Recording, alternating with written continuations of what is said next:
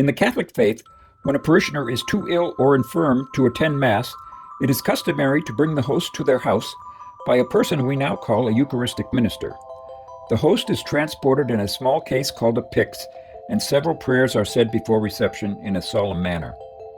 Such was the case apparently here, although no specific details on this aspect have filtered down through history.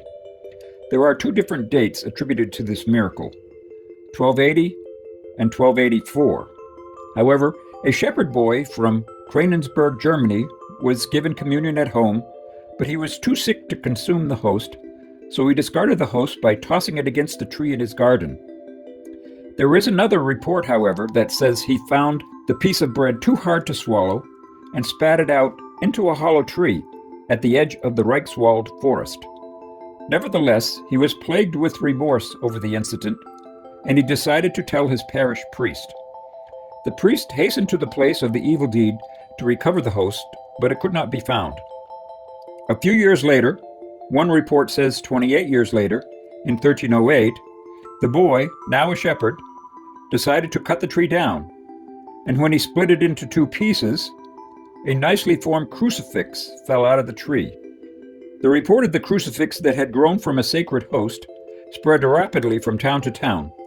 The bishops of Cologne and Count of Kiev took a direct interest in this miracle, and pilgrims began to arrive in large numbers.